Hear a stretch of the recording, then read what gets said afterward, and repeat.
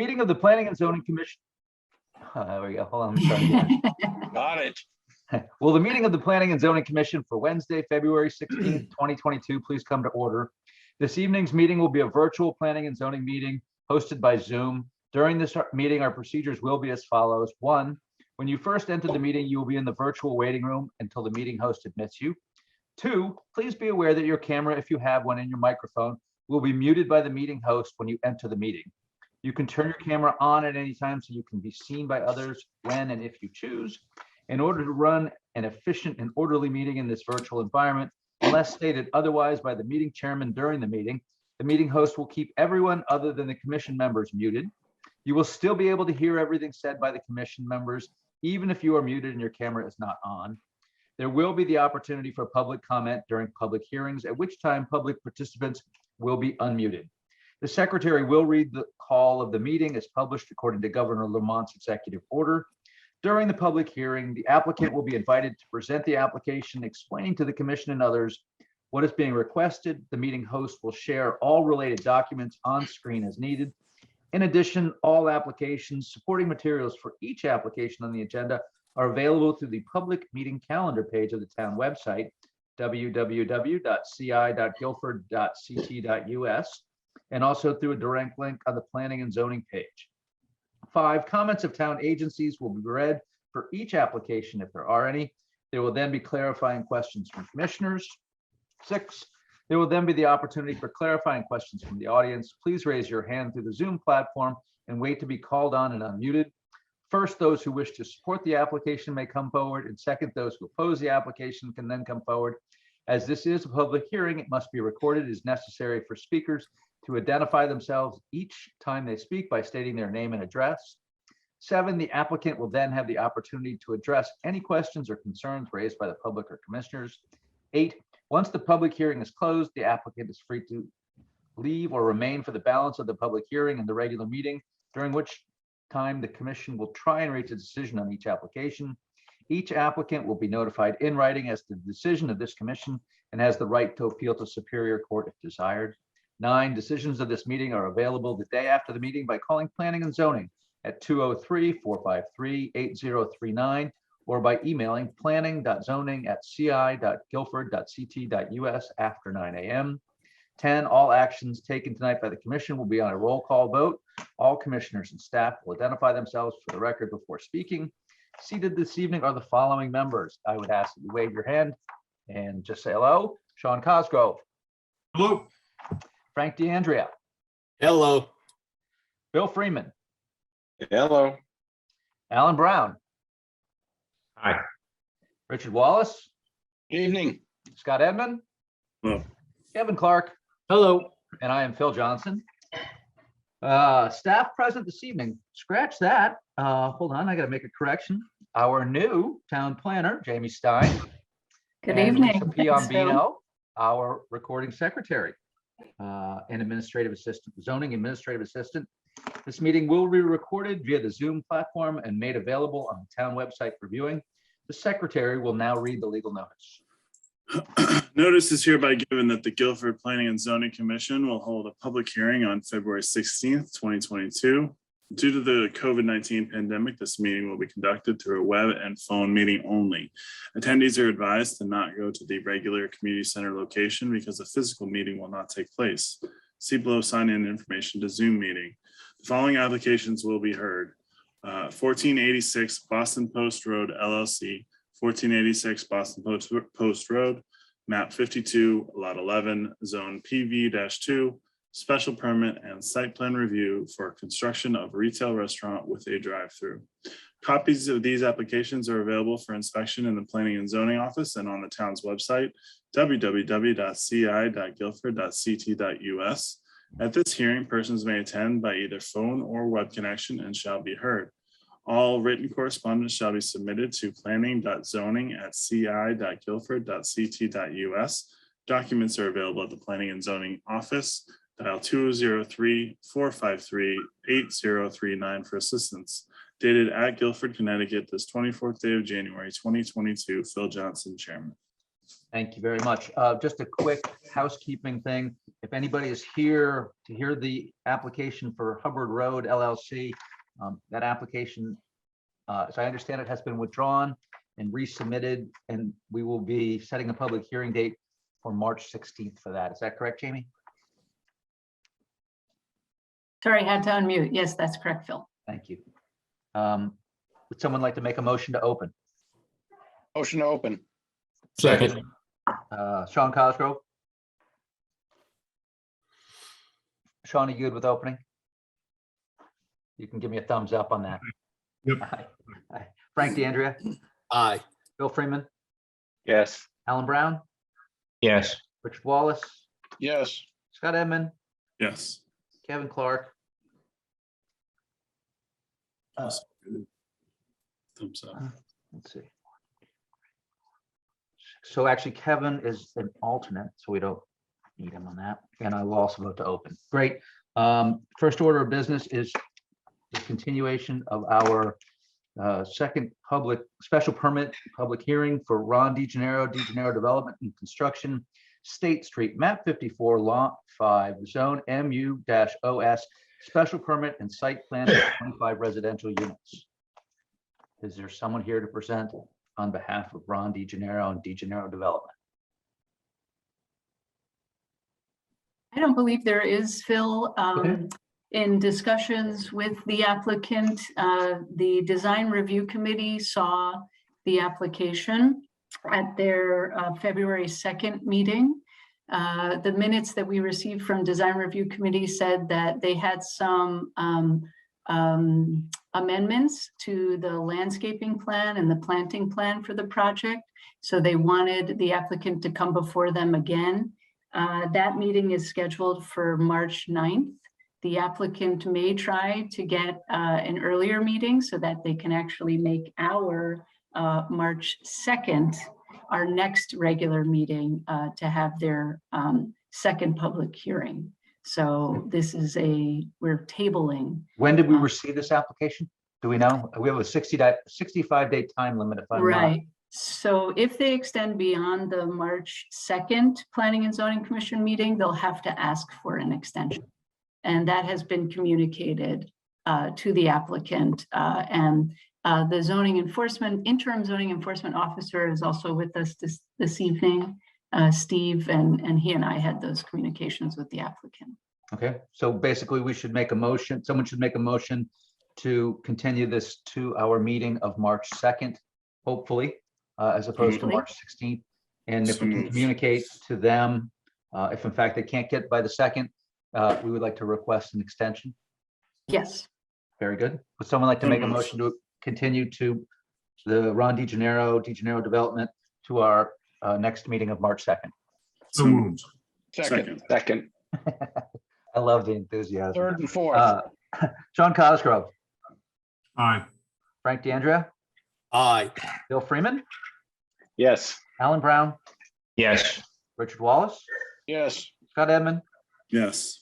and I'll also vote to continue this one. Next item is Vigliotti Construction, residential open space subdivision, Long Hill Estates, East Tarmac Lane, map 96 and 101, lots 1, 1C, 2, 2A, zone R5, special permit seeking approval of Eversource easement.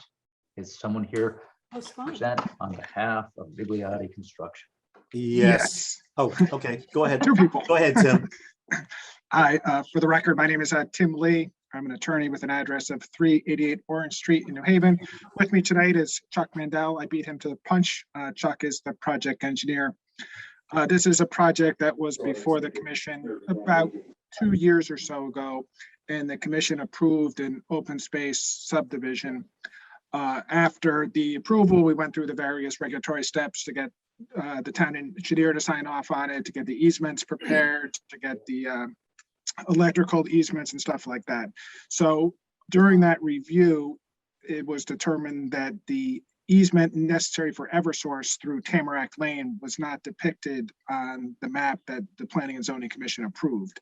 So Janice Plasiak, the town engineer, picked that up, and she wanted us to show the Eversource easement on the map, and I'll have Chuck bring up the map in a minute to show you where that easement is located. The easement is the standard Eversource easement. It's 80 feet wide. It basically runs down Tamarack Lane, but because it's 80 feet wide, it does encroach on the lots, and it also encroaches in the property that the town the town that we had offered the town for the open space. So if Chuck can pull up the plan right now, he can show you where that Eversource easement is. In all other respects, the plan is exactly the same as the plan you approved. The only thing we're showing you tonight is where the location of the Eversource easement is going to be on the project. Everything else is exactly the same as what you approved. So Chuck, can you pull up your plan to show where the Eversource easement is? I will attempt to do that. Let's see here. So Jamie, if you want to boot me out as a, nope, looks like Chuck's got it. Good. Can you see it? Yes. Okay, so Tim, I just want to make it correct you. It's a 70-foot wide easement, actually. Oh, pardon me. Okay. Thank The you. original easement was 80. We got them down to 70 feet. Janice's one of her concerns was, well, let me backtrack. The electrical line did show in the original subdivision plan, but we did not show the actual easement. We had no idea. Eversource will not show easement areas until they have a finished map. They don't like to waste their time on a proposed subdivision. So that's why once the subdivision was approved, then they went ahead and gave us the easement area. As you can see, it encompasses the entire 50 feet of the right-of-way and an additional 10 feet on either side. In the area of the town of Guilford, they allowed us to truncate the easement to go at a 50-foot width right in this area, if you can see the mouse. So that will be, that's 50 feet in that area. And that's essentially it. The wording is all standard. Tim can go over that if the actual language of the easement, but other than that, it's pretty straightforward. Great. We actually have a couple of memos. One is from Kevin McGee and one is from Janice Plazak. Frank, do you want to grab the memo from Kevin McGee? Yeah, can you put it up so I don't have to look at my little screen? Is that possible, or you want me to do my, if not, I can pull it up. I've got it if you want me to read it. Okay. Frank, I'll pull up the next one from Janice for you.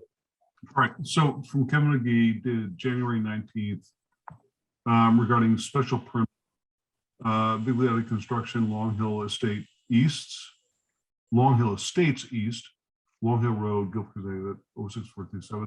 The applicant is requesting a revision special permit to allow for a 70-foot Eversource electric distribution easement, which affects the town's right-of-way of Tamarack Lane and approximately 10 feet onto the adjacent properties. Included in this easement area are approved tree plantings, stormwater basins, and road guardrails. No copy of the proposed wording for the easement was submitted with the application. As a condition of approval, the Eversource easement language should allow for items shown on the approved subdivision plan, which are not limited to tree plantings, stormwater basins, and road guardrails. Okay. So basically, their easement doesn't currently detail that. Is that correct? Are you asking me, Mr. Chair? Whomever can It's a legal adequately question. answer it. That's you, Tim. Yeah, no, I wasn't sure if he's asking town staff or me. So Eversource has a standard easement that they use for all projects within the state of Connecticut. And the standard easement does limit certain activity within that 70 feet, no building or, no structures, anything that would obstruct the use of the easement or the access to the easement. Your town attorney has reviewed the easement from Eversource. If the commission's inclined to approve that, we would certainly accept a condition of approval that the final version of the easement be signed off by the town attorney, approved by the town attorney, so that it accommodates the commission's needs as well. So can I ask a quick question? What about mailboxes? mailbox would be considered a structure. So the mailbox would, it's interesting. So it's a 70-foot easement, which is standard for Eversource, but it's large. So Eversource is never going to use the full 70 feet of the easement. They're going to use about 5 or 10 feet of the easement right down the middle of the road. But the language is broad enough to say that you would not be able to have your mailbox in there. So I can read, I have a copy of the easement in front of me, and if you want, I could read the restrictions for you. I guess, what I'm wondering is whether or not this is their standard wording, yet under most circumstances, they're not going to object to, they're not going to put up a stink if someone puts a mailbox on the end of their driveway. Yep. So yes, Okay. the short answer is yes. One, Eversource is not going to ever know if anybody puts it up. And the only way Eversource is ever going to know is if they need to access the easement for some reason, they're going to ask somebody to take the mailbox down. I mean, that's the worst case that would happen.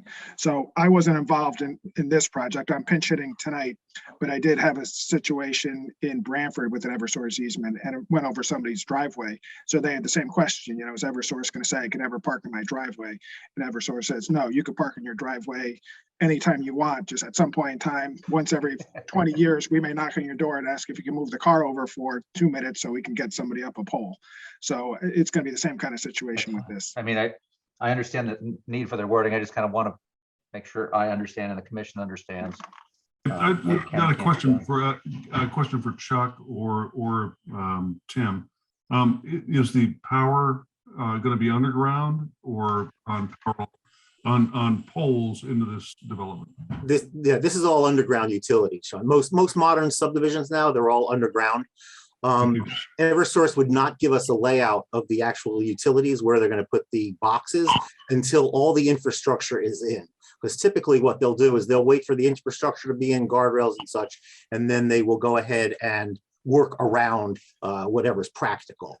If you ever noticed on a lot of properties, transformers and telephone poles, typically they'll put them right on the property lines so they can split in either direction, so they don't have to do multiple transformers, in the center of a lot.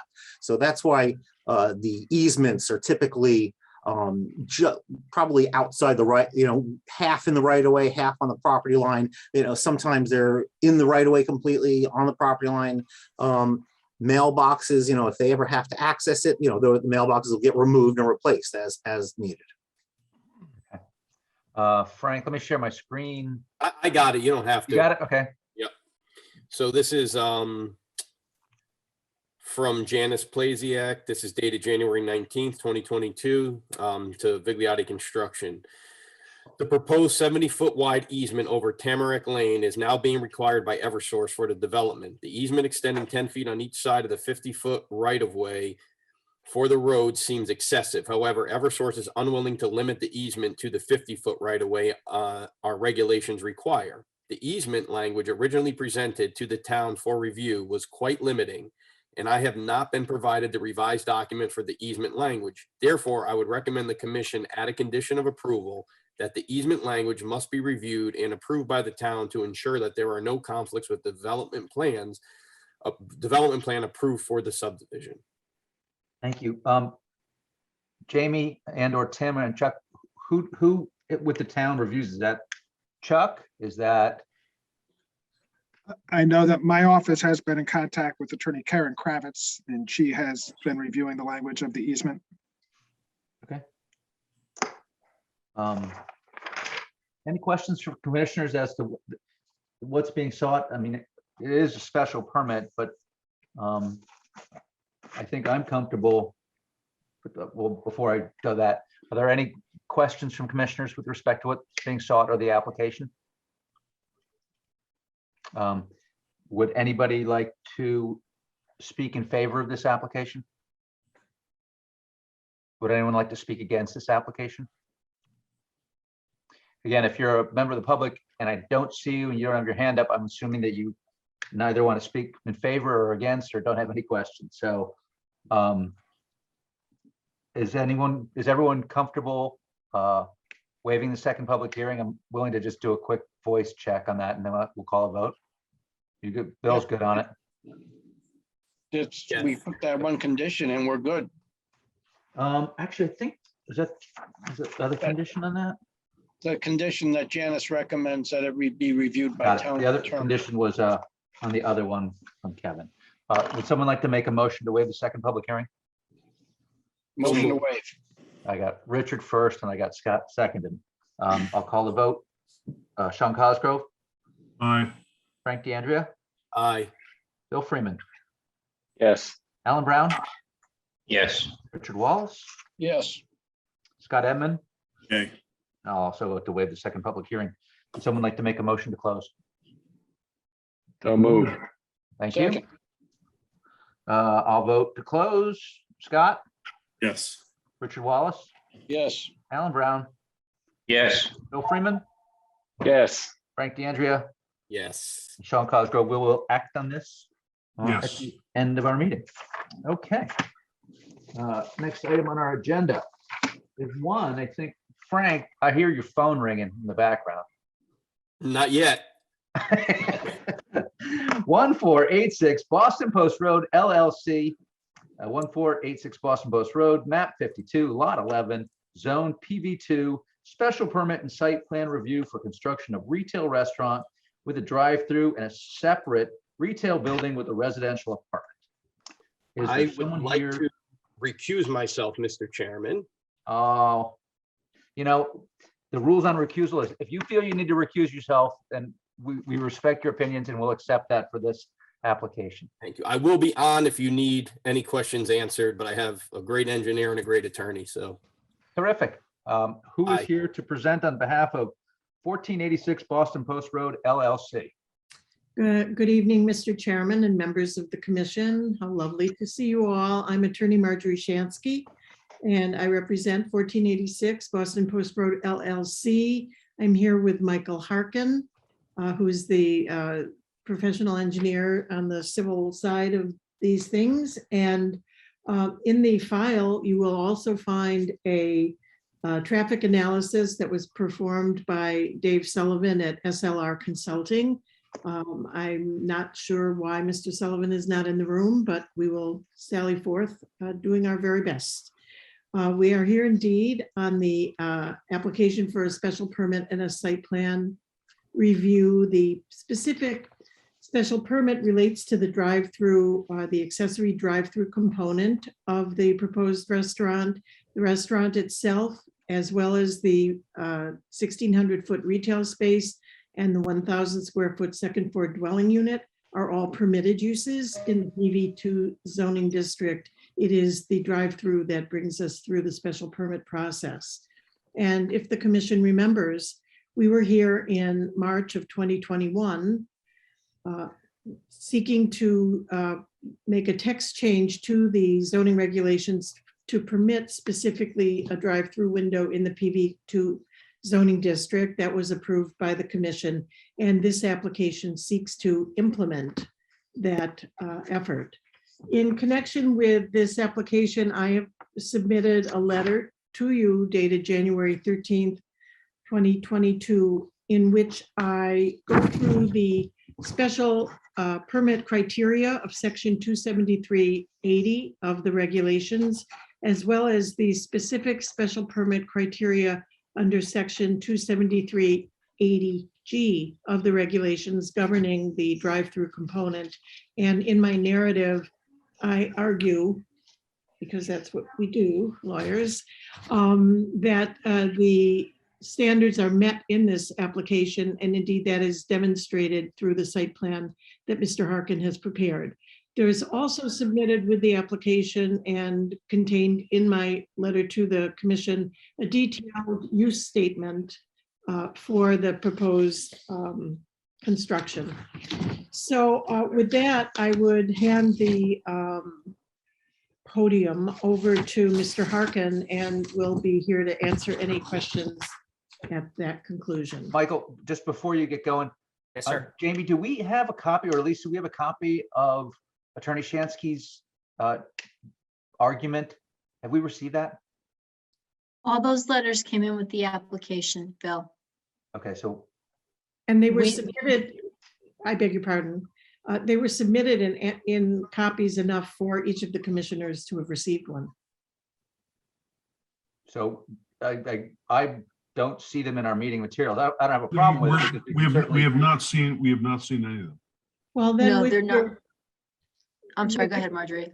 I beg your pardon, Marjorie Shansky. With your leave, I will go through them a bit then after Mr. Harkin speaks, because I think it's important to marshal the evidence to the standards to demonstrate their compliance. So Thank you. Sorry. I just, if I don't have it, I worry other commissioners don't have it also. And it's important for us to be able to be clear in our understanding of it.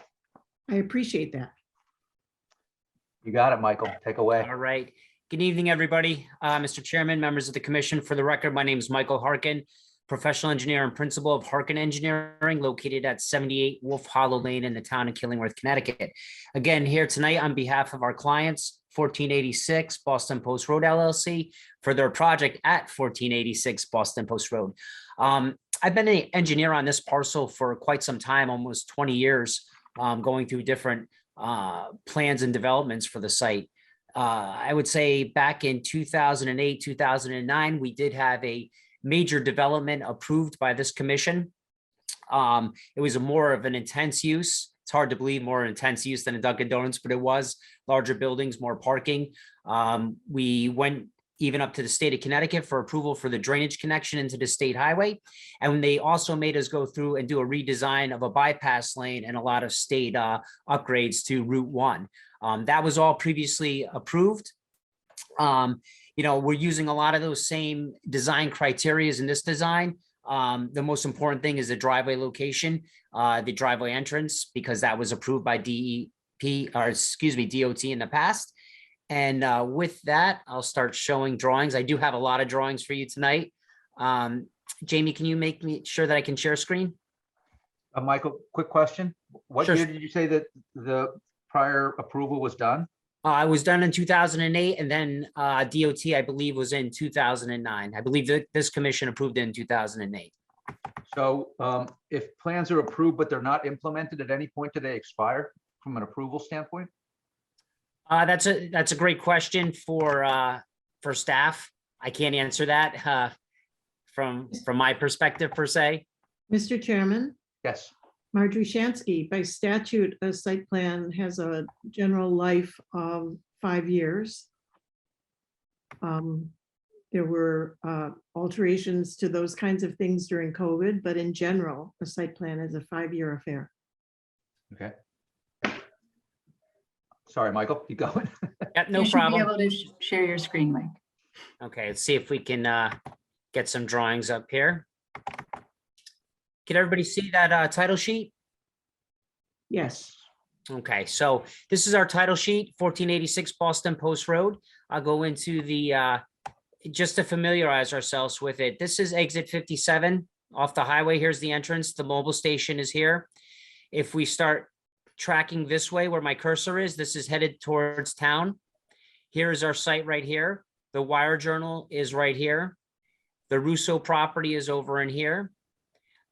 Bishop's property is here, and then there's the Yale Medical Center, and then Bishop's is way down here. So again, for the record, my firm, Harkin Engineering, is a civil engineering on record. Anderson Engineering Surveying Associates is the surveyor of record. There are no inland wetlands on the site. So the next sheet is the actual physical survey performed by Anderson. And I use this one because this is the old Bobby Beard house, the old yellow house that used to be there years ago as you drive by. Right now, you can still see the driveway that was cut in. This was previously owned by Sunset Creek Development. Their for sale sign has been out there for quite a while. And you can see that this is a mine site. This site has been worked. The bank you can see has been cut into quite extensively. But the neighboring properties, which is the Wire Journal, has not been excavated, nor has the Bishop property. And you can see the contours show that. You can see the drainage, the DOT drainage that we'll be connecting into. And then again, this is Route 1 with Brantford and exit 57 direction this way, and then the town direction off to the right side. Now, our proposal for this project as Marjorie had said, is a 1,850 square foot restaurant. It is a Dunkin' Donuts with a drive-through. The second building will be a retail store of 1,600 square feet with a 2-bedroom apartment above, which is 1,000 square feet. Now, we've been working on this project for a while. I would say almost 12 months behind the scenes, first with Aaron and George. They had a lot of input into this throughout the way. And then, recently with Jamie and Steve got to see it for the first time yesterday as well. So we've had staff review meetings of this project before. So this isn't like the first time that anybody's seeing this. This has been kicking around for a long time. So the main entrance to the site is centrally located right in the middle. This is something that was discussed with the previous application and approved by DOT. And the reason for that gives us the best site distance and site visual from oncoming traffic looking both north and south. As you come in, we have a one directional driveway coming in. And then you can see we have a left turn lane and a right turn lane for an exit. So as you come into the first building, which is a Dunkin', you have a full bypass lane that goes all the way around the building. So you can continuously circle around. And then you have the drive-through lane, which you see here. That drive-through lane can queue 14 cars at one time. And the drive-through window, or excuse me, the drive-through order board is where my cursor is. And the reason that we positioned it there, so you really can't see it from the road, you won't get that sign glare. And it's towards the side of the property. So it's a very, very skinny sign and you'll barely be able to see it visually from the road. As I had said, that this area in here has been mined and excavated. This area has not. And then if you're coming from town and you look at the Dunkin' Donuts, you still won't be able to see it because of the visualization blocks the screen. So you won't get that glare. So as you place your order, you come up to the window, which is in the back of the building. This is something that we worked extensively with design review to keep all the features of the Dunkin' towards the rear of the property. One of the things that design review had asked and is commonly asked in town is that we keep the parking in the rear of the building so you don't visually see it from Route 1. So again, we were able to accomplish that. We do have ample parking. This parking was reviewed by Aaron, and I believe it was checked by Steve recently, and probably Jamie. We do have a parking chart on the detail sheet. We do have 2 handicap spaces directly adjacent to the main entrance. So we are code complying. As part of the Dunkin' Donuts, we do have sidewalks all the way around. And with COVID, one of the big features is an outdoor seating area, which we do have here. Again, adjacent to the parking, you can see we have the dumpster with the enclosures. So it was thought out to keep them centrally located so Dunkin' can utilize them as well as the retail. We do have, a generator, which you can see on my cursor, emergency backup generator. Again, that is centrally located to service both buildings. And as far as traffic flows, we put a turning template on for the garbage truck. We have no problems getting the garbage truck all the way around, or if it wants to come in to pick them up. We've gone through that application. And then adjacent to the dumpster and generator area, we have a loading space. One of the big things with Dunkin' Donuts is they use tractor trailers to bring in their product. A lot of times they'll park out on the street or they'll clog up the driveway area. In this instance, we provided a loading space for that truck. As we move on, we do have the parking for the retail establishment, which can also be utilized for Dunkin' if need be. We have the sign, which is set back. It's important to note that where my cursor is, that is the actual property line. The property line starts about 40 feet from the edge of the road. So this whole area that you see is virtually grass.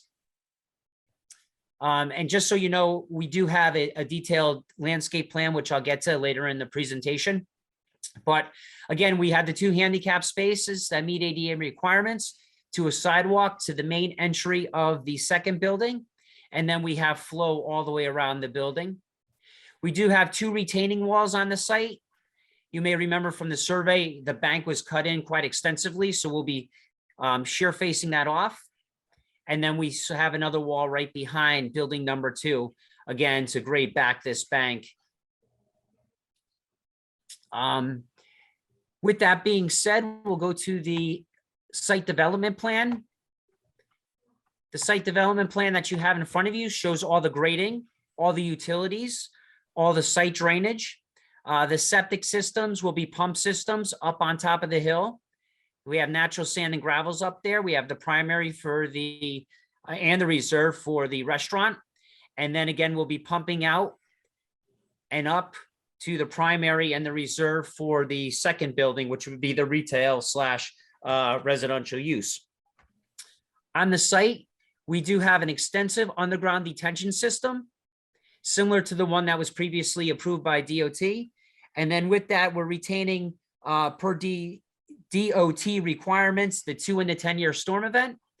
And then we will be tying into the state system just like we were previously. The only difference between this plan and the previous plan is within the last couple of years, the DOT has required that we put in a hydro system in order to take out what they call 80% of the total suspended solids, and also to handle the water quality volume through the system. And again, I've reviewed these drainage calcs with the town engineer extensively. She didn't have any questions or problems with them. You will see in her letter, which is a favorable letter, is that she's just requiring that we actually pull the roof leaders out of the detention system and actually put them into the landscape areas that we're proposing. And the reason for that is she wanted some more groundwater recharge, which we're happy to do.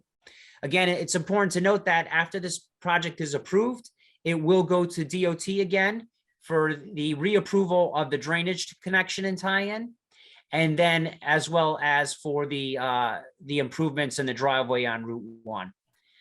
So again, we will be servicing both buildings with gas, water, electric, and cable.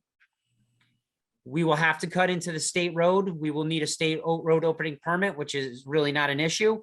And then again, you can see we're doing the same thing for this building and tying into the back with all the utilities. The next sheet in our project plan set is all for the septic systems for both buildings. It's important to note that we do have health department approval. I think there was one condition that we do an extra couple test pits up on the bank for one of the systems, just to dot the i's and cross the t's. The next sheet has all our full erosion control plan specifically for this site. All the catch basins will be looped with straw hay bales. We do have silt fence located throughout the site. This hatched area are erosion control blankets that will be put on the slope to help stabilize that, as well as a construction mix. We do have areas that show the stockpiling of materials to the rear of the site. And we did call out for a chain link construction fence because we're adjacent to Route 1 to run across the whole front face of the proposed project, and it will have a lock gate at the entrance. You can see we have the 50-foot long required DOT construction entrance to go over before you enter and exit the site. The last sheet has all the details for the site. It has extensive details for the underground storm drainage system, the hydro that you see here, that is state approved. And then we have such things just as the catch basins and the handicap, the parking chart and things of that nature. So I'm going to stop sharing that drawing. I'm going to go to another drawing, which is a turn and radius drawing.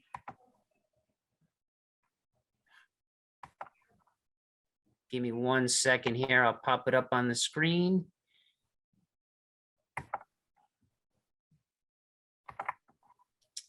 All right, so this is our turning radius drawing. One of the biggest things is we had a staff meeting. We wanted the fire department involved. We had Jimmy take a look at the plan to make sure that he didn't have any concerns. He did not. Obviously, we have city water out here. I think we have a hydrant very close by as well. We're giving them 360-degree access to the Dunkin' Donuts building, and we're giving them 2 sides, possibly 3 sides without any issues on the residential building. So as you can see, we have a tractor trailer with the turning radius. It can get in the site, no problem. If you follow my cursor, it can also get into the loading space, no problem. It can also make the swing turn into here, into the lanes, come around the entire building. And then where my cursor is, you can see it can leave the site without traveling into a different lane. And it can leave the site this way without traveling and crossing into a different lane. So we went through the whole turning templates with them. Nobody had any problems for the site. Obviously, when we're designing it, that was one of the major concerns, was to be able to get that tractor trailer throughout the site, as well as fire trucks and dump trucks. The next drawing set that I'll go to is the lighting plan. We had an extensive lighting plan designed for this project.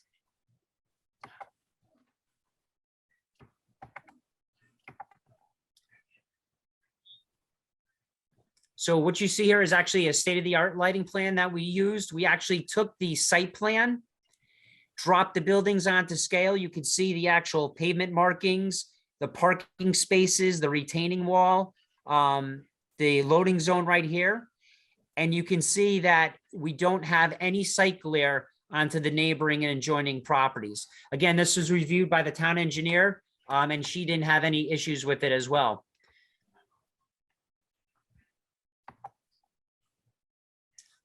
So we'll get into the next drawing,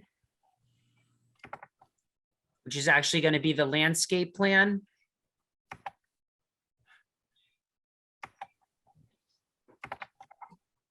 So this landscape plan that you see here was put together by Dunkin' Donuts engineer, Dunkin' Donuts landscape architect. And it's an extensive plan, which you can see all the species are called out, the sizes, as well as the quantities. This was reviewed by design review. And as you know, design review, I believe, has 2, if not 3 landscape architects on the plan. They basically gave their input. We actually went back to design review with the updated plan, just to show them that some of the plantings that they had questioned or asked us to change, that we went through and did do that. So a lot of the areas you could see from the road, we're putting a lot of landscaping in the site. You can see around the patio and by where the drive-up window is, the same thing. We have a ton of landscaping, and almost anywhere that we could plant, we did throughout this entire site. On the banks themselves, obviously there's a slope, so we're going to put a conservation mix up there. That was kind of what the design review felt would work the best. So we did take that in consideration and add that into our drawing. We'll keep going here. I got a lot of drawings for you. We'll get into the architectural plans now.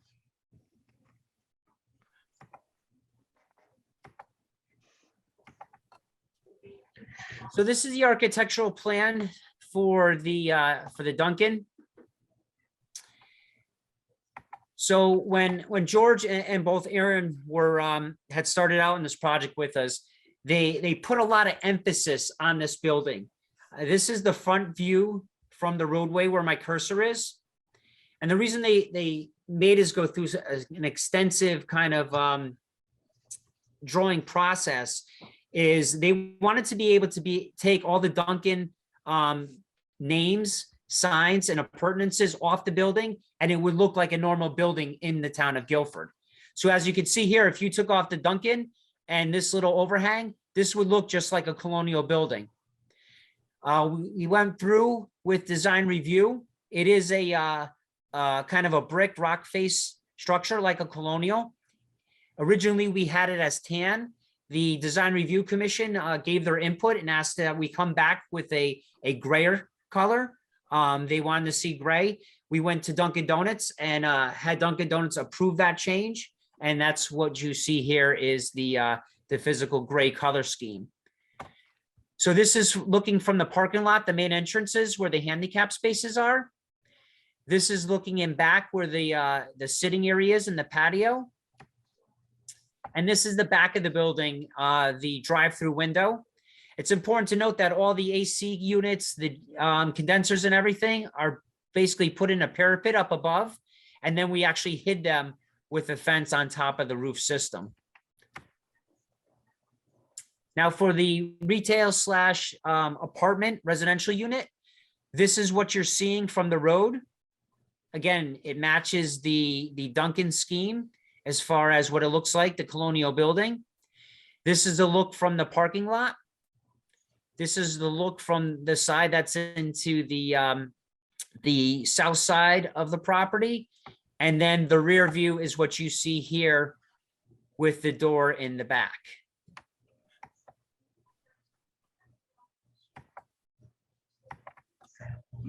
So I just want to, I do have the bypass lane that was previously approved. I do have the original plan from 2008 that this commission approved. I just want to show it to you that, again, here's the entrance that's centrally located. We're keeping that same thing, but you can see we have two large, if not 3-story buildings, a lot more parking. We have this whole parking area down here, and then the up top, we have a whole road system with multiple retaining walls throughout the site. So the use that we're proposing, and the reason I show you that is, one, we'll have to go for just a modification to the bypass lane that was previously approved, a modification to the drainage calcs that were previously approved. But we're definitely limiting the site disturbance from what was previously approved. So with that being, Michael, I'm sorry, it's Jamie. I don't mean to interrupt, but I just see a little bit of confusion on some faces here. I just want to reiterate that a traffic study was completed for this, and one of the recommendations of the traffic study, if you could just elaborate on that. I mean, I'm not sure if your engineer your traffic engineer has joined, but I think the commission needs to be walked through a bit of the traffic study. Yep. So Marjorie, do you know if Dave's on? I don't see Dave, I'm sorry to say. Okay, and Jamie, I'll paraphrase because I am not the traffic engineer. But there was a full traffic design. Dave Sullivan from LSR did a full analysis of the site. And it came back that we wouldn't be adding any more traffic concerns. It was that was pretty much the synopsis, Jamie, correct? That we weren't decreasing or increasing poorly the level of service there. All the traffic turning points, were fine. The parking was fine.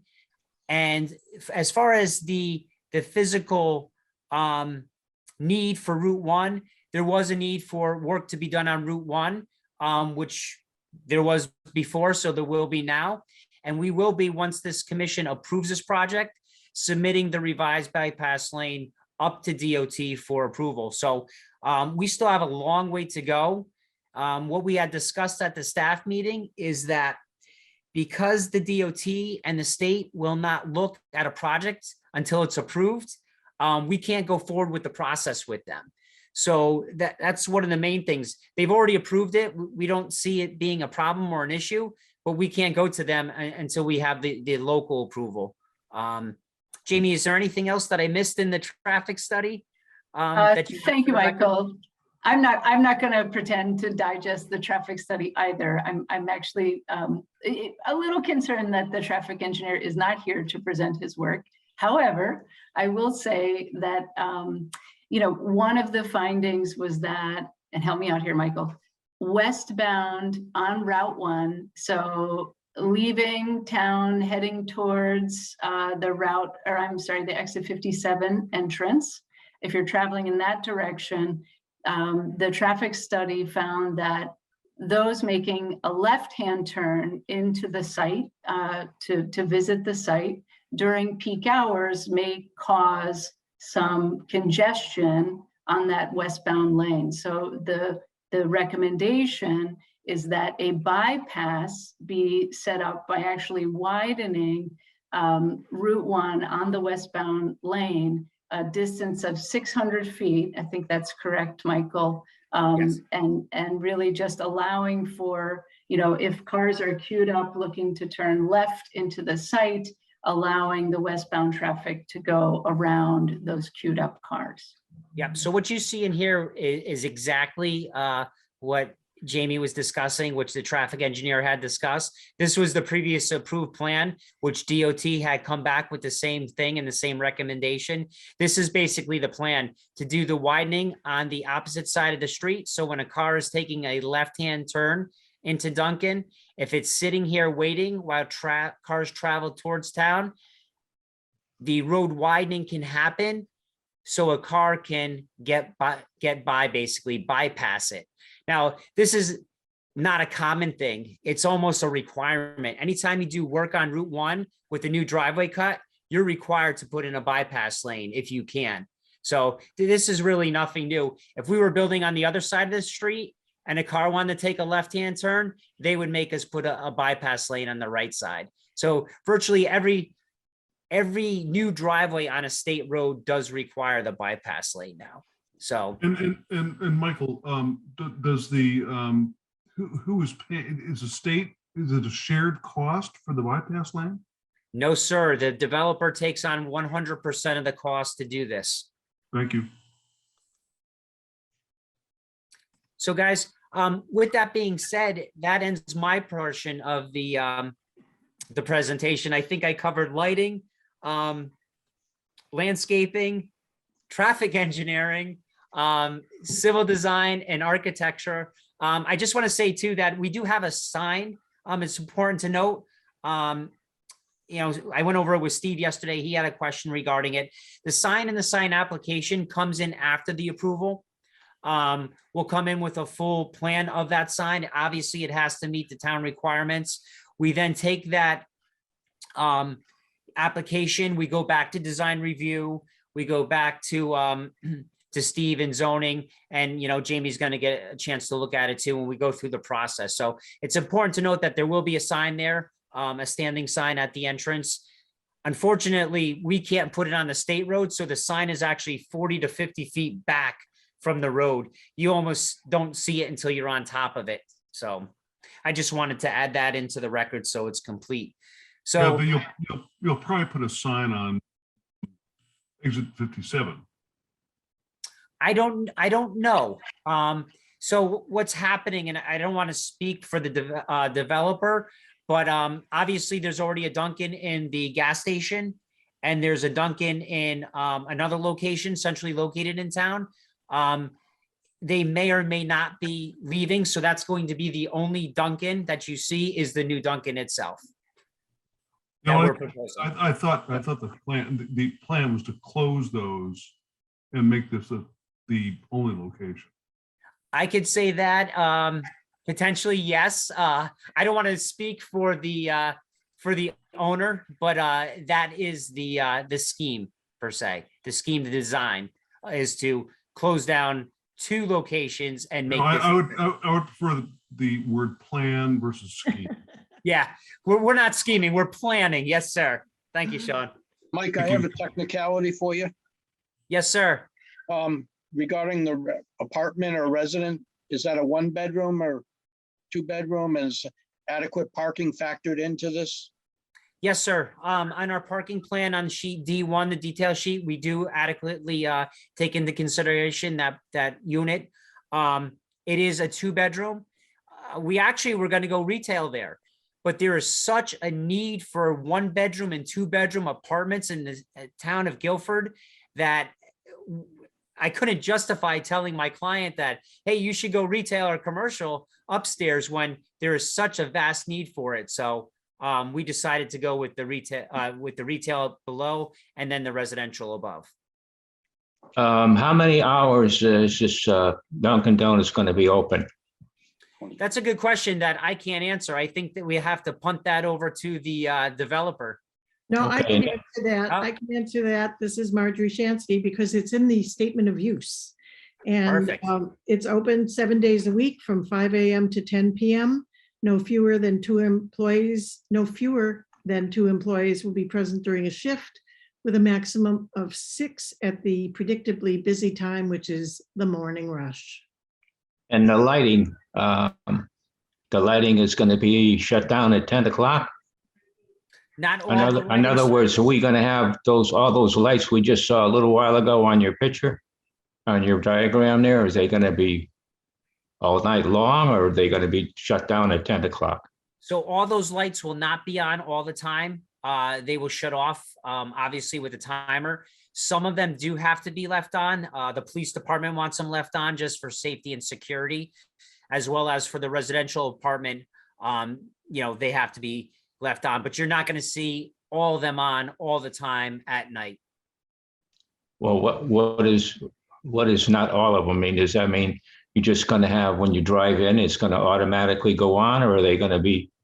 No, there's going to be a select few that are left on all night at the entrance and exit, obviously for safety concerns, towards the rear of the property, just for lighting for staff coming in and out. And then you're going to have some in the parking area for the retail use for the homeowner, the person renting the apartment. So the least amount of lights that we have on, listen, we don't want to have to light it because we're paying the utility bill. So we just want to leave the least amount on when it's closed down. And you can kind of see that if you go by the Dunkin' Donuts right now that are already up. I live in Killingworth, and we just put the drive-through in Killingworth. It took 20 years to get the drive-through. We just got it up, and that was one of the concerns. But the lighting actually comes on and comes off. The bare minimum lighting is what these owners want, because they don't want to have to pay the lighting fees and the electrical fees, especially the carrying costs now. Hey, Mike, Bill Freeman, I have a question. Yes, sir. On your initial plan set that you put up, it showed the parking in the rear. And then when you brought up the architectural plans, it showed the doors on either end. Is there going to be any kind of markings on the pavement to kind of show people to cross in those locations? I know they're going to be crossing, cars and traffic and such. Yes, sir. Let me just see if I can put our project plan set back up there for you. Try to get to the site plan and we can talk about that, because that is a great question and that was brought up. Okay. So Mr. Chairman, excuse me, Bill, your question is, okay, for the people from here crossing to get to here and what we're going to have, is that kind of the correct? And also from the angled parking in the back, because I assume those people that park are going to want to go into the doors on either end to go sit in the patio or go in the front and sit inside. I just wondered if there's going to be something that sort of says, here's where you go and here's where you go. Yes, sir. So where we have these angled parking and this parking spaces marked out, this is the sidewalk to an entry, and this is a sidewalk that comes around to an entry. So they'll have the sidewalks there that will be marked for them. And then one of the comments when we get to the very few comments from all the town staff, because we've been meeting with them so much, but one of the town engineer's comments, she had asked if we could make this a sidewalk and then connect this area with a pedestrian pavement marking. So you have a crosswalk basically within our driveway. We thought that this was the best, most opportune place, because the cars will be stopping here in lieu of putting it up here when the cars are entering. We thought if we kept it back here that they can cross and get into the sidewalk area. So we will be adding some pavement markings, Bill, to get the people across safely. And that's the whole thing. Is that a stop bar there as well by the arrows? Yes, sir. That's a stop bar. We have a stop bar here for people coming out. And honestly, this is always, we do Dunkin' Donuts throughout the state. This area right here is generally where most accidents occur, because people get their food and they just fly and they usually don't stop. But we've specifically put a stop sign right there with a stop bar. Okay, great. Thank you. So Thank you so much. As a follow-up to your comment, Michael, you said this, people get their food and they fly up to the stop sign. We're walking people through that area from the angled parking to get into the restaurant, correct? Yep. So what basically happens is, just like anything, just like crossing this road, the pedestrians have direct access to sidewalks. They have an area in front. If they so choose, they can walk in front of the stop sign and come up in here. So we're giving them every single option to be able to get to the sidewalk safely.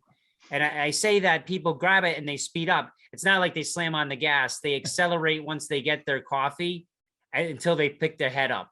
Usually it's a 1 second, they put their coffee down, they step on the gas, and then they really start to realize. And that's why we put a stop sign directly in front of them. Stop, you're not going anywhere. And obviously, when you pick up your coffee, the first thing you don't want to hit is a speed bump, but that's. That's correct. Yeah. Generally, just with the signage, it really slows people down. It's almost like you go to a bank for the first time with an ATM and a teller. Your maneuverability your first day going through there because it's new. The second and third time, you're driving like it's been there for 100 years. Yeah, so Mike, you mentioned in Killingworth, they put one in, a Dunkin' Donuts. Did they put this similar construction in? Yes, sir. We changed the building And from. have they found that people are not, I mean, did the construction seem to have the desired effect in terms of slowing people down after they got their coffee? 100%. Not only that, so we closed it down 2 weeks ago. It just opened up on Monday. I'm a Killingworth resident. Everybody was, no. We don't want any drive-throughs in town. It started to, when COVID hit, that people didn't want to be associating with people if they didn't have to, which is kind of antisocial, but people didn't want to come in. They were doing the call ahead and having their coffee brought out to them. What I've seen, because I went there and monitored Monday, Tuesday, and this morning during high traffic flows, is there's barely anybody going inside now. The cars are going up through the drive-through, even at the busiest time. And that's kind of the only site in Killingworth. You might have 5 or 6 cars queued. Within 90 seconds, they have timers inside a Dunkin'. Within 90 seconds, that car places its order, goes up to the window, receives its coffee, and leaves. No, I get all that. It just, the thing about this is that, COVID, we would all hope it is, and I use the term loosely, transitory. But, I don't want to have all our design builds based on COVID so that we're building drive-throughs pell-mell, based on COVID. And that's my comment. I mean, it just, we will get through this and we will return to something like normal at some point. Mm-hmm. So, Well, and Frank can probably speak to this more adequately. I think Dunkin' Donuts does a huge percentage of their business through drive-throughs, as opposed to some other restaurants. And obviously, Frank, if you'd want to speak to that, you're more than welcome to. Sure. Frank DeAndrea for the record.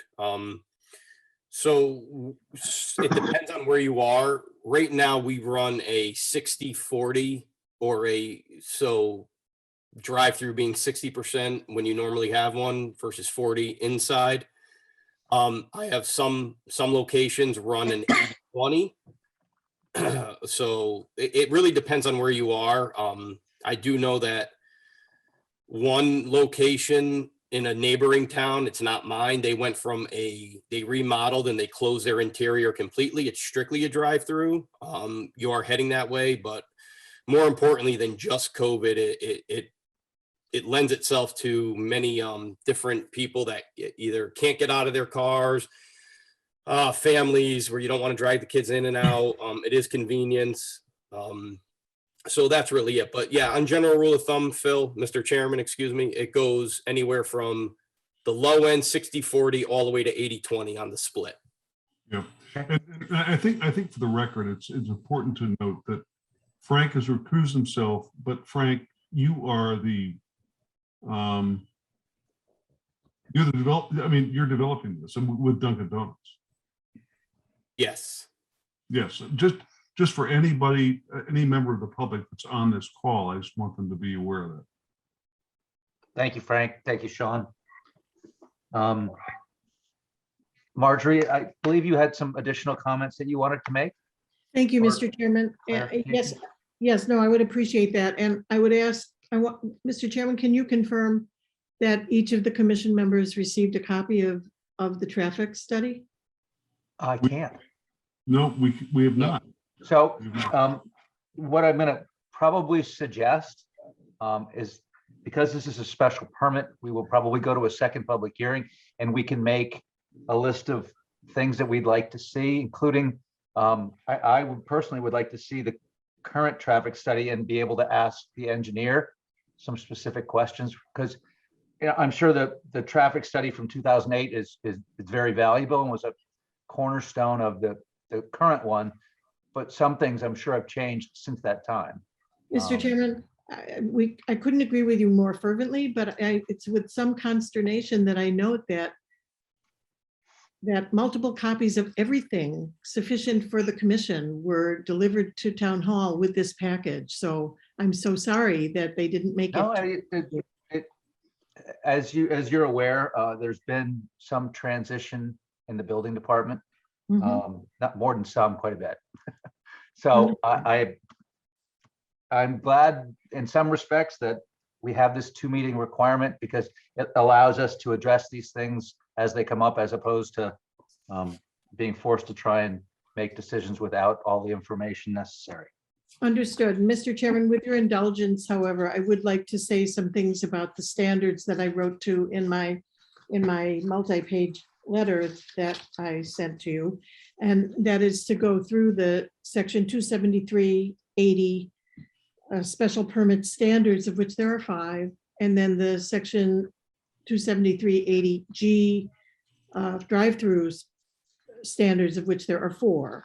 And they're really quite straightforward, and the extent to which Michael Harkin has discussed the site plan demonstrates this compliance. Number 1 is that the location, type, character, and size of the use is in harmony and conform to the appropriate and orderly development of the neighborhood and the town, and won't discourage appropriate development and use of adjacent properties, etc. And because these are all permitted use, the Duncan is a permitted use, the 1,600-foot retail space is permitted, and the residence is permitted. The drive-through is a special permit, which is a permitted use subject to individualized assessment for the acceptability of any negative externalities that might be associated with it. And so to the extent that it simply implements a policy that's reflected in the amendment that the commission adopted, that standard is satisfied. Item number 2 is that the nature and location of the use in the building are such that there will be adequate access for fire protection purposes. And indeed, Michael Harkin has explicitly demonstrated that through the turning radius, the fire truck example that was used in that demonstration, and in the meetings with the fire marshals, one having been as recently as yesterday. Item number 3 is that the streets serving the proposed use are adequate to carry prospective traffic, and provision is made for entering and leaving the property, that there will be no undue traffic hazard or congestion. And indeed, that is the point of the traffic analysis that was performed by SLR dated January 13th, 2022. I would just say to you that on the first page of that analysis, the scope of the work performed is described. It says, the work comprising the study consisted of a field review, data collection, evaluation of roadway and traffic conditions, estimation of site development generated traffic volumes, and assessment of future traffic operations in the vicinity of the site. And then there's a figure demonstrating that and many other things. And in the staff meeting yesterday, Mr. Sullivan spoke to the fact that, of course, COVID has put a crimp in the ability to conduct certain traffic studies, but there were some recent pre-COVID data available to him, and he was able, through communication with DOT, to verify the numbers that were appropriate for background traffic, and then to apply increments reflective of both population change and traffic patterns and post-COVID passage of time. So that contributes to the validity of the conclusions that are drawn. And if I may, the conclusion of the study says, quote, there will be no perceptible impact to traffic operations along Boston Post Road and the intersections studied as a result of the proposed project. The proposed Dunkin' restaurant and mixed-use building driveway will have separate left and right turn lanes, which will operate at level of service E at worst. The project includes the proposal to widen Boston Post Road along the northern side of the roadway opposite the site frontage to accommodate a wider shoulder and the ability for through traffic to bypass a motorist waiting to turn left into the site. That's what Mr. Harkin showed you had been previously approved and achieved for the earlier development and will be modified and subjected to DOT review and acceptance after the commission approves this request, if they do that. And the conclusion goes on, site distance was found to be sufficient, and we recommend vegetation along the property frontage be regularly maintained to allow sufficient motorist visibility. No perceptible impact to traffic operations. Item number 4 in the special permit criteria is that the lot is of sufficient size and dimensions, including sanitary facilities and all of that. And we have the approvals with a couple of recommendations from the town engineer, from the sanitarian, and Kevin McGee has a letter in as well. So that is demonstrated through the site plan. Number 5 is the architectural design, which has been through our architectural review and recommended in the state that was presented to you today.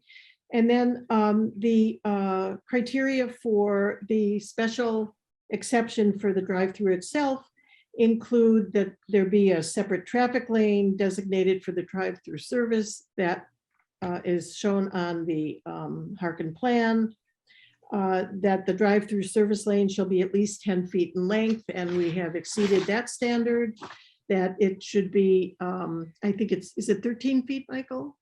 The width of the drive-through lane? It is 12 feet. 12 feet, okay. 12 feet. The 12 Yeah. feet for the drive-through with the 12 feet for the bypass is basically the wide as a town road, Very 24. well. That's right. Okay, thank you. And that's what my letter says. I don't know why I didn't say that. And number 3 is that the drive-through service lane will be located in an area where it will not unduly interfere with the orderly flow of traffic, and that was demonstrated by the site plan, and that adequate queuing for vehicles is provided, and DOT requires 14 spaces, and there are 14 spaces. So from a technical, these are the standards, and here's how we've done it. The site plan should demonstrate compliance, and indeed demonstrates compliance with the regulations. So for the record for this evening, I think that we are off to a flying start, and I am concerned. I hope everything's okay with Mr. Sullivan, and if it is the will of the commission to see us again next month, then we will be back. Yeah. Thank you. Mr. Chairman, if you can you read the letters into the record? So- And the reason for that is it's going to show that town staff has very, very small comments on the project because we've dotted the i's and crossed the t's with them. Got it. So there's a letter here from, who's this from? Sonia Marino? Who haven't we heard from tonight? How about Bill Freeman?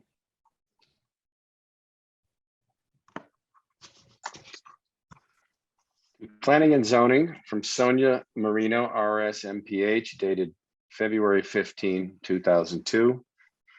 Referencing 1486 Boston Post Road, map 52, lot 11, Guilford, Connecticut 06437.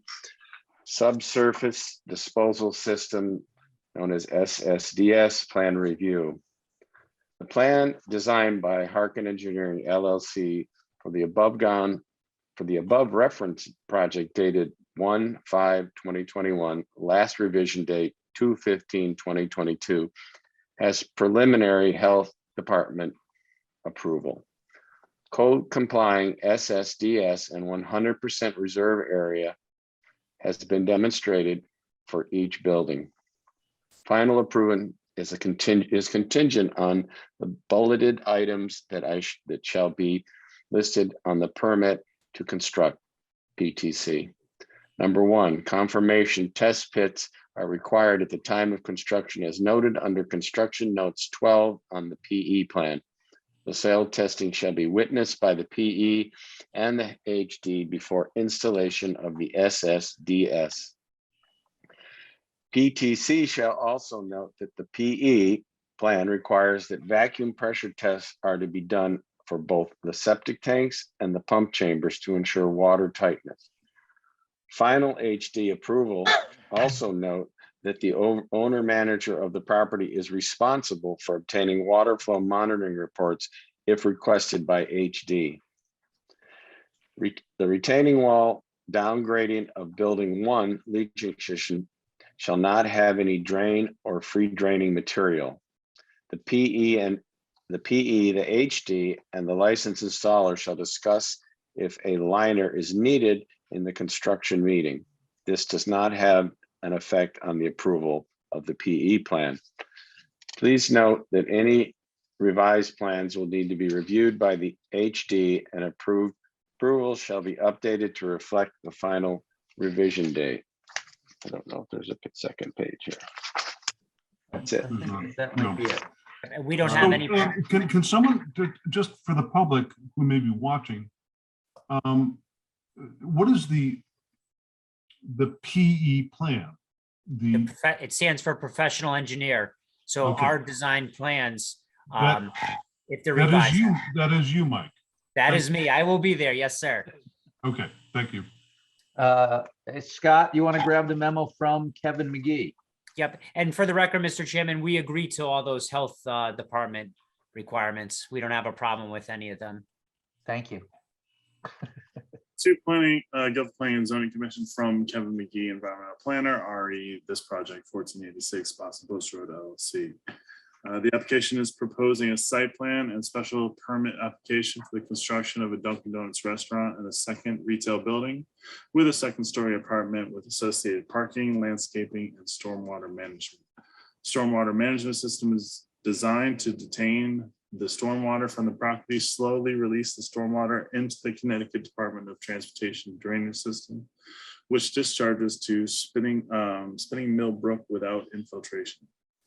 The current plans do not show any type of low impact development applications. The site plans for the project has written sedimentation and erosion control procedures that are in compliance with 273-97B subsection 6 of the zoning regulations, and has provided a written maintenance and operation plan for the stormwater management system in accordance to section 273-75 subsection F of the zoning code. Prior to approval of the commission, plans should be updated to provide for low impact designs for managing building roof water and stormwater from the parking lots by soil infiltration. In order to make sure that the natural resources are protected, recommend the following conditions of approval. 1, the erosion and sedimentation control measures be properly installed, and the town of Guilford zoning enforcement officer shall be notified to inspect the sedimentation and erosion control measures prior to any site work.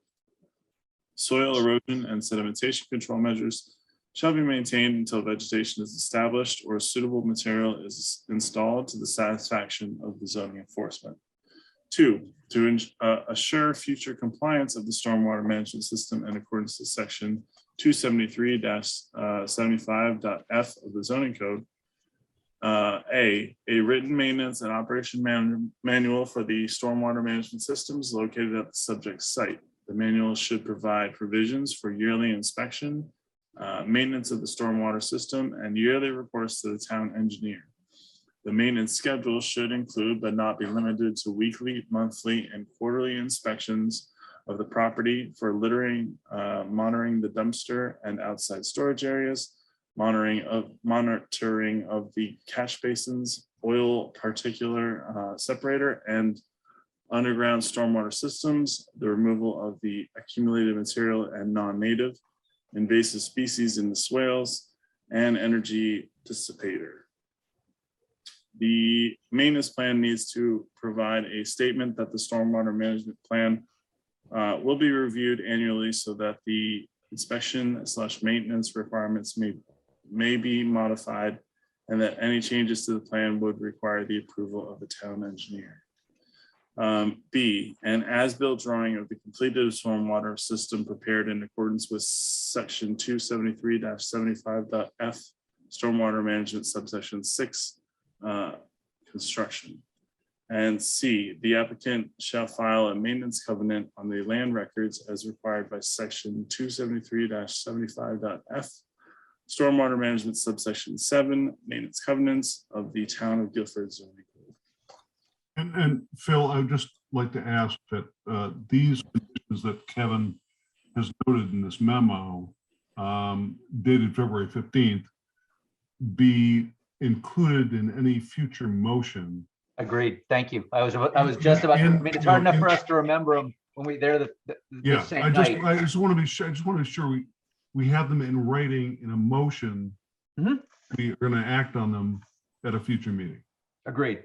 Thank you. So, Thank you. And again, Mr. Chairman, for the record, we agree to all those. Those are standard procedure in the town of Guilford, so we don't have any problems with any of those. great. So Jamie and Lisa, if, and Steve, when we're preparing a motion for this, assuming it's approval, could we please make sure that the inclusion of any recommendations from town staff are written within the motion itself? Yes. Thank you. Thank you. We have a memo from Janice Plasiak. Richard Yeah. Wallace. Yes, We haven't we heard from you do. yet. Well, one way or another you have, but somehow I always get Miss Plasiak's letters. To the Guilford Planning and Zoning Commission from Janet Plasiak, Town Engineer, February 15th, 2022, RE 1486 Boston Post Road. Proposed Duncan Retail and Apartment, Assessors Map 52, Lot 11. I have reviewed the submitted application and offer the following comments. The stormwater system for the site is currently designed for detention and water quality treatment using a hydrodynamic separator.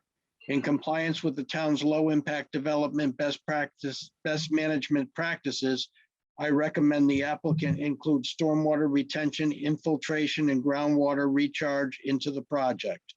While the groundwater table is elevated for the development area of the site, perhaps rain gardens or some other surface stormwater retention area for roof drainage can be worked into the project without too much redesign on the site. The dumpsters for trash and recycling are recommended to be placed on concrete pads with the enclosure. A pedestrian connection between the two buildings should be included with sidewalks and a painted crosswalk across the center driveway. Plans should be submitted for the bypass lane on Route 1 as required by Connecticut DOT and recommended in the traffic report for the commission's review. A condition of approval should be included that requires final plans for the work within the state right-of-way as approved by the Connecticut DOT be submitted to the Planning and Zoning Department prior to issuing of a building permit. Thank you. I think that gets us through our memos. Yeah, and Mr. Chairman, we agree Yes. to all those as well. They're all pretty basic. Good. So I'm going to ask if the commissioners have any questions. I have a couple myself. And perhaps it goes more to the traffic study. There's a Dunkin' Donuts at exit 56 in Brantford. It's pretty popular. And I'm curious as to how many cars are queued up for that location. I think the concern that everybody has, the primary concern, and maybe the traffic study will address that, is that, is 14, I mean, I appreciate that might be the standard set by the DOT, but is 14 spaces adequate? I mean, the concern I think that most people would have is traffic backing up on Route 1 or, starting to queue up through the entrance to the actual building itself. And again, I don't know the answer. I'm just kind of putting it out there as hoping that's something that can be clarified at our next meeting. Yeah. That's more of a statement than a question. I apologize. Mr. Chairman, we'll have the traffic engineer address that.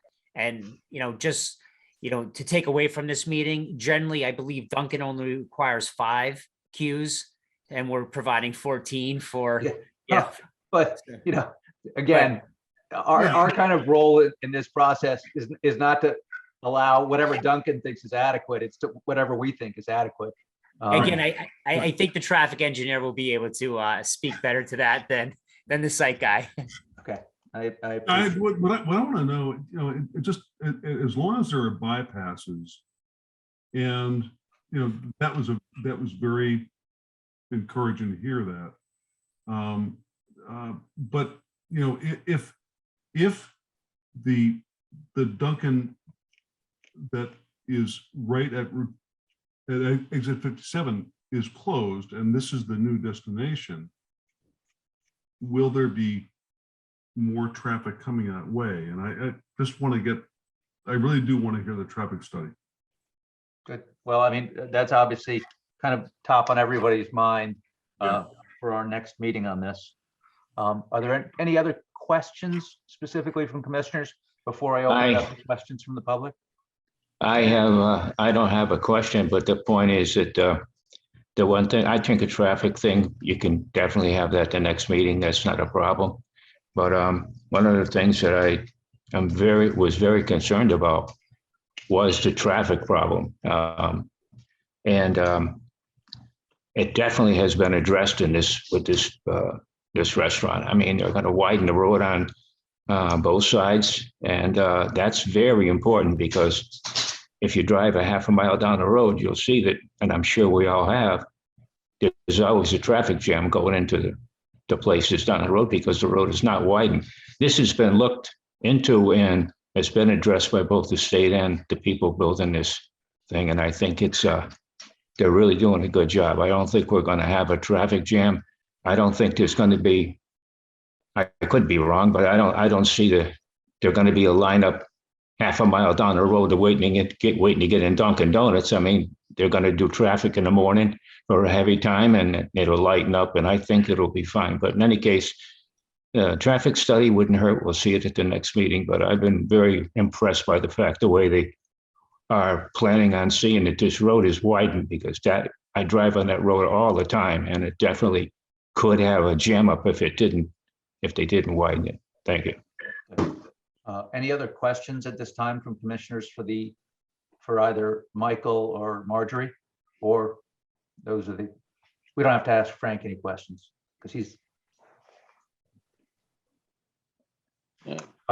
so I don't see anybody burning, but I would ask you to kind of contemplate this. And Jamie and Lisa, if we can get copies of Marjorie's package out via email out to all the commissioners, I know I'd like to see it, as well as if we do have the traffic study. We do. Yep. If we could get that to us as well, just so Absolutely. we have the opportunity to review that at our leisure before our meeting. I'll kick it out. Are there any questions? And I say questions from the public at this time. Yes, Jesse Henley Cohen, Michael Consiglia. Hold on, let me unmute you. If you could state your name and address. Hold on one sec. You're still muted. Still muted, sorry. Can anybody help me unmute her? Or are we? No, unfortunately, it has to come from the attendee. I think we've not yet.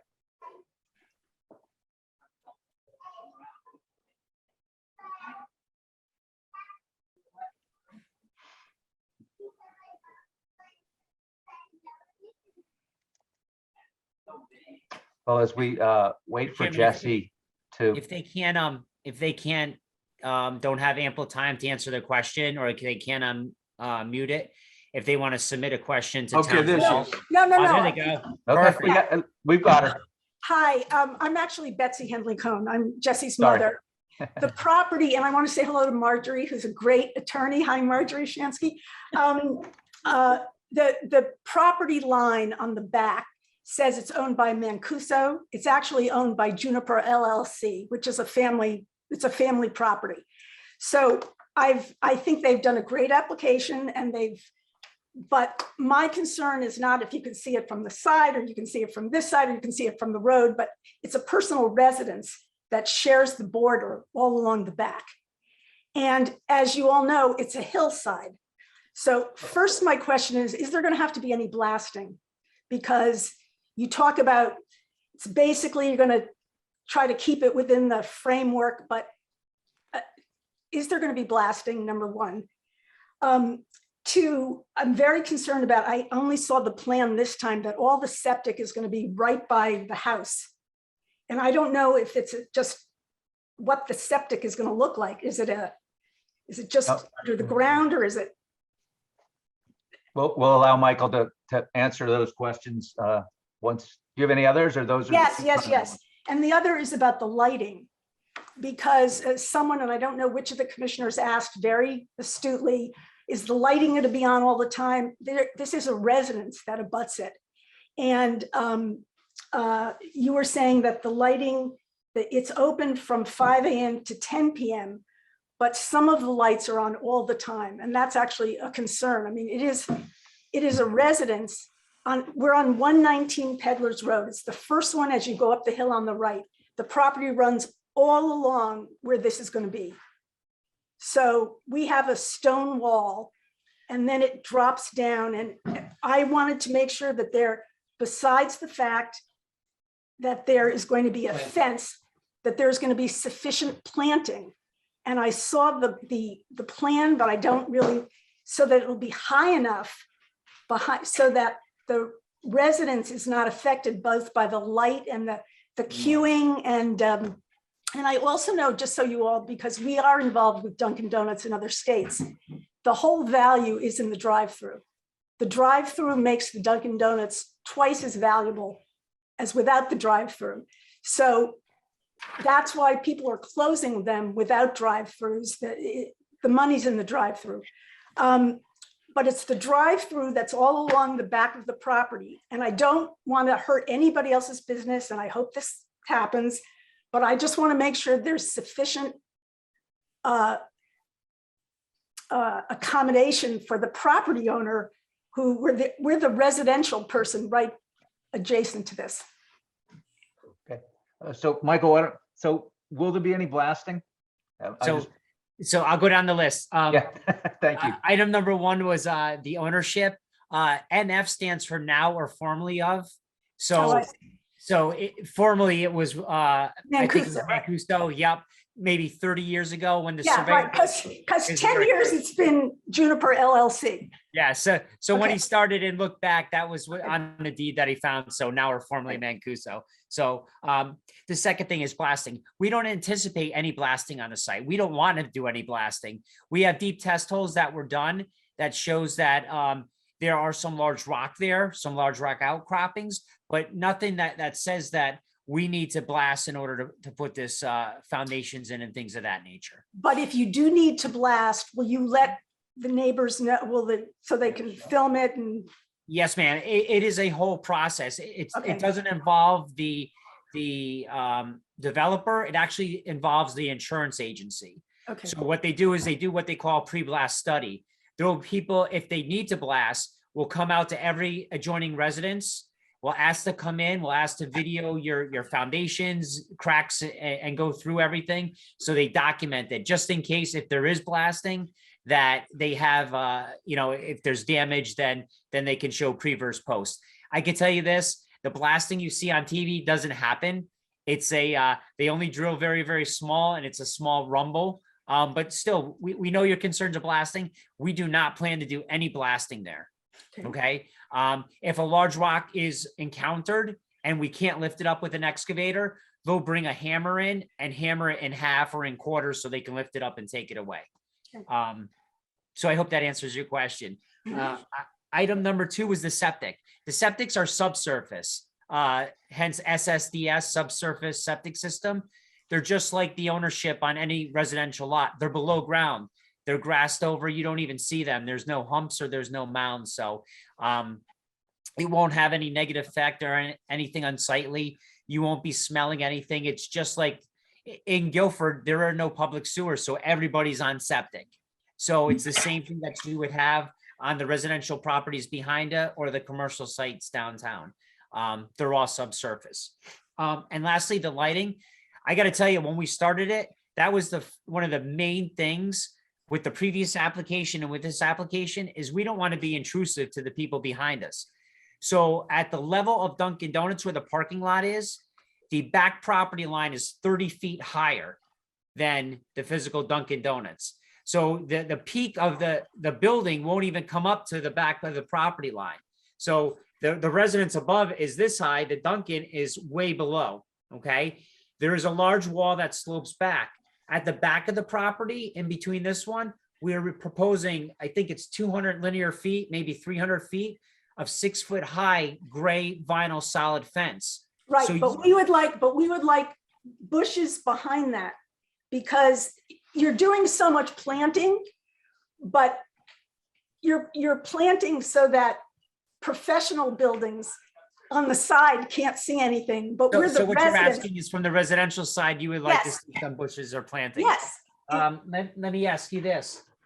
I don't think that would be a problem if you, as the homeowner and the owner of that lot, grant us permission to go on the lot to put those plantings in. yeah, I mean, obviously, we're not asking them for on our lot, on your lot. Yeah, we would put them on our lot, but we But would. you need can to get, be you able can to get there from access- our lot, right, because we're Well- high, yeah, right, but we're gonna look right at this. Correct. So So- you would see like arborvitae's, then you would see the fence behind it. Right, I so don't- we I would don't like think- things, more Yeah. planting to screen between the fencing and our property. Yep, I don't think that's a problem, but we will need a letter from you granting us that permission to go on your Right. property to put those in. And I think that's it. I think that was all of your And I questions. think the only thing left was if you could just, again, talk about the downlighting. Yeah. Yes. On the parking area. And I'm assuming all the lighting on the buildings are also downlighting. Correct. Every And- single one has cutoff shields. It 100% meets all the town of Guilford's requirements for site lighting. Mhm. You could see we went out and we did that 3D recreation with the most up-to-date photometrics we can get, just to show everybody that, hey, we're not putting light into the sky. It's all downlit. The light will be shined down to the ground. And again, your property is so much higher. And now there's a fence and now potentially plantings on the backside of that. It's really, you're so much higher and it's Yeah, so but- much lower. But because it seems like it should work that way, but this is gonna be very visible from the property.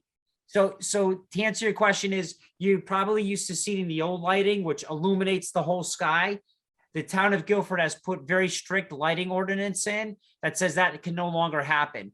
All the light has to be downlit. So, and that's what's proposed. I think, well, my question was that I don't know why you have to have lighting on all night long. I We think don't, it was a safety function for the residential building as well as security Well, for the Dunkin' I Donuts. don't have my lights on all night long, so it's safety for me too. You- but I don't think- I when don't you think own your that- house, you're not renting to someone that's living there. So. I realize that, but when they move there, they'll know that they understand that the lights are not going to be on all night long. And they drive their car in there and they park the car and they get out and this will not affect the neighbors. And I think that Oh. it's not necessary, in my view, it's not necessary to have lights on all night long for safety.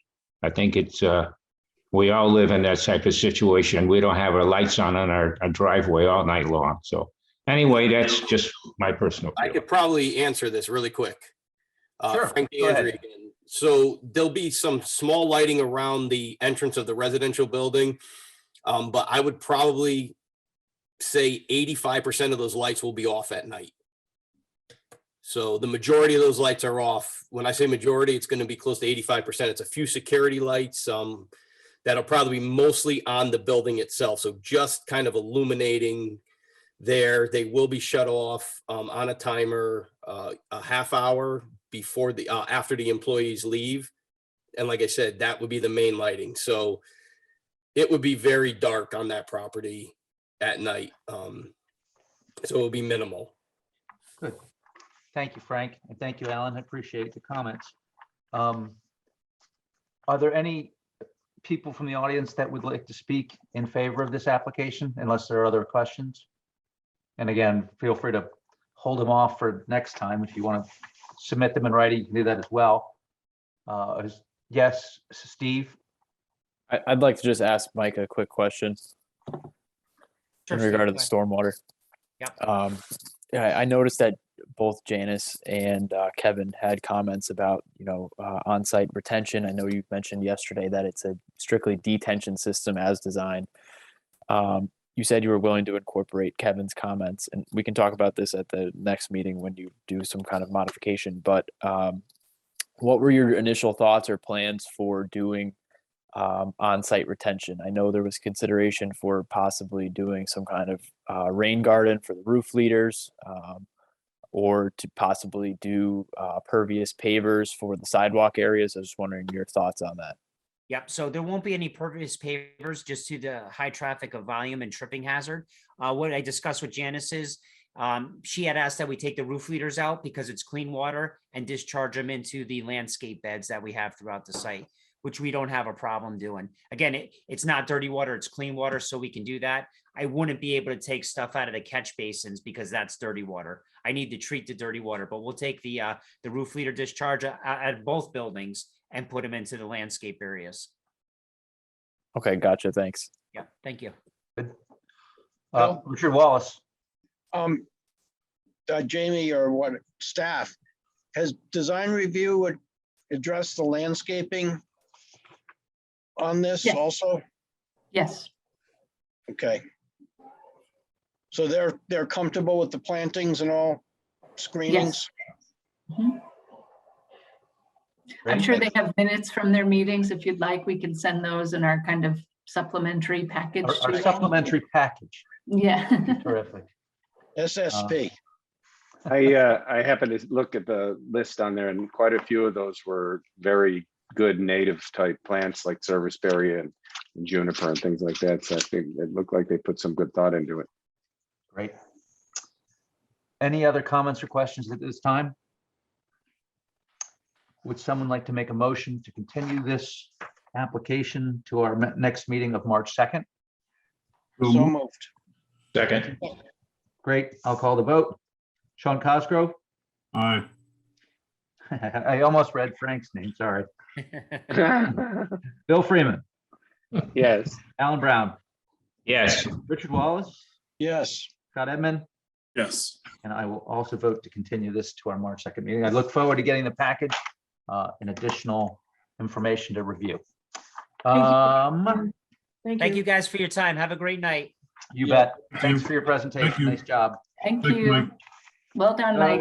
Would someone like to make a motion to close the public hearing? Phil, I have one question. Yes, sir. Are we waiting on De Gennaro until after design review weighs in on that? I can answer that one, Phil, if I you'd like. believe we are. It was when we communicated to the applicant that if they cannot get the design review committee to meet with them in a special meeting prior to their scheduled, look at my notes here, March 9th meeting, that they would have to submit an extension for our own meetings, Right. if Right. that makes any sense. Right. Okay. Yeah, so they're trying to work out a special meeting with design review committee, but they intend to keep us posted. Gotcha. Great. Would someone like to make a motion to close the public hearings? So moved. Thank you. Second. Great. I'll vote to close it. Scott? Yes. Richard Wallace? Yes. Alan Brown? Yes. Bill Freeman? Yes. Frank DeAndrea? Aye. And Sean Cosgrove? Aye. Would someone like to make a motion on behalf of Vigliotti Construction? I have it here, Mr. Chairman. Very good. Voted that the Guilford Planning and Zoning Commission approve a revision to a special permit and subdivision approval for Vigliotti Construction, open space subdivision, Long Hill Estates, map 96, lot in 96 and 101, lots 1C, 2 and 2A, to revise an easement for Eversource as shown on a compilation plan map showing easement area to be granted to the Connecticut Light and Power Company, DBA Eversource Energy, across the property of F. Vigliotti Construction LLC, dated 8/10/21, revised 12/17/21, prepared by Thomas A. Stevens and Associates. The application is approved based on the following: that the Town of Guilford approves the easement language before filing. This application is approved based upon a finding that it conforms with the zoning and subdivision codes. The special permit revision is effective February 16, 2022, and upon filing with the town clerk.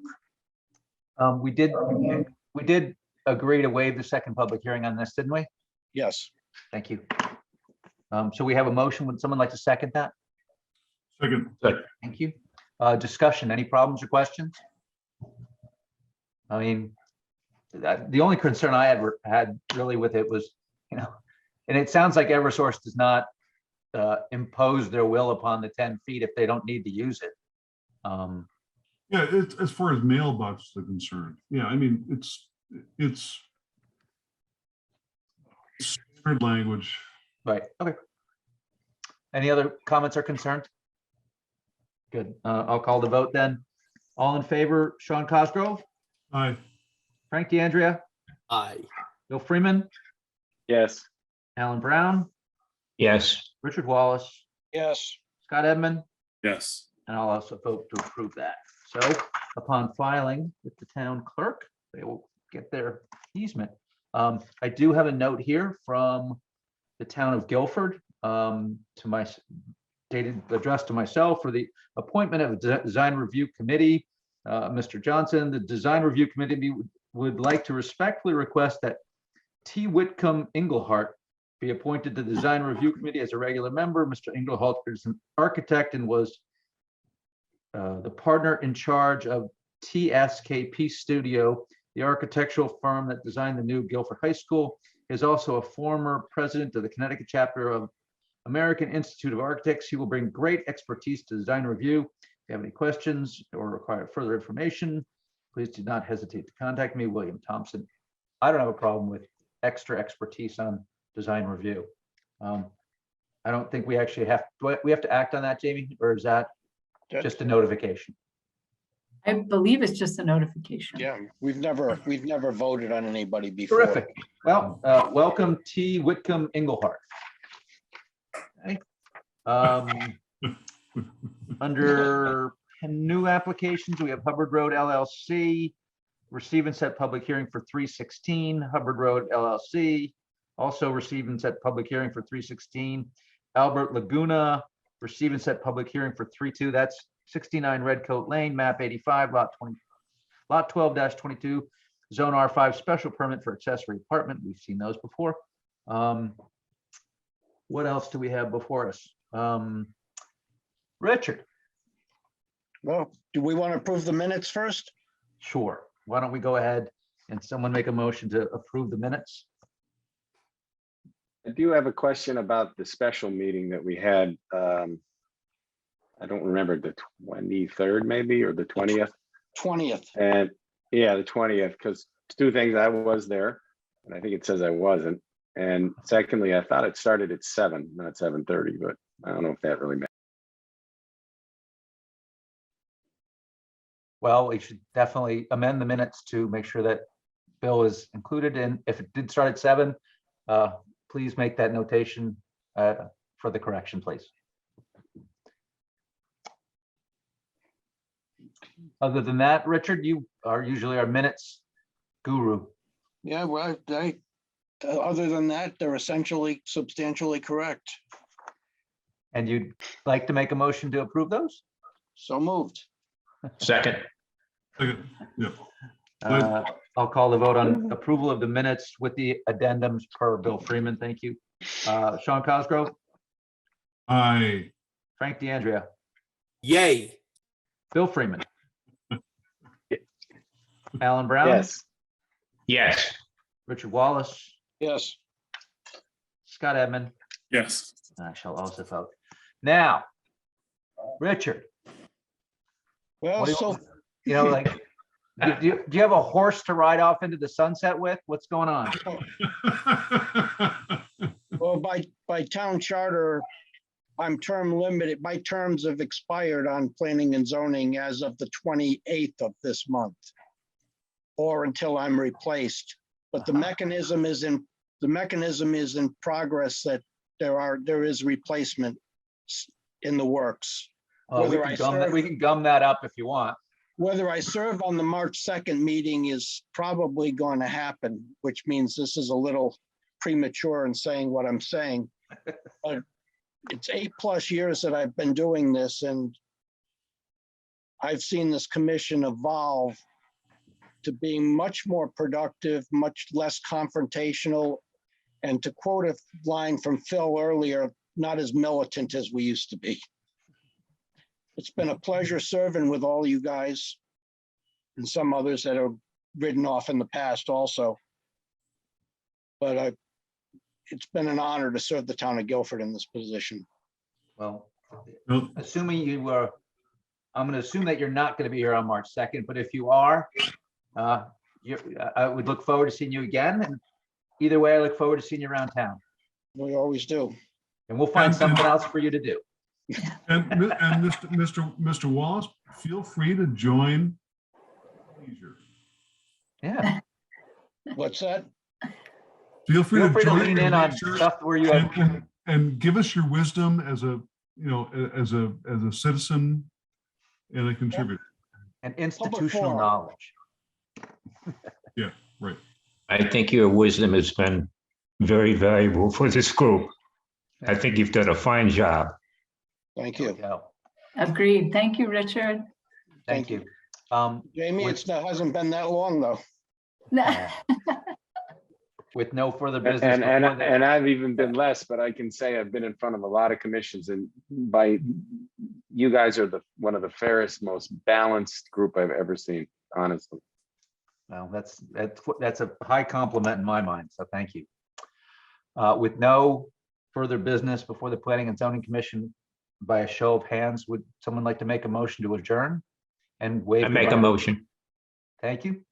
Second, all in favor, Richard?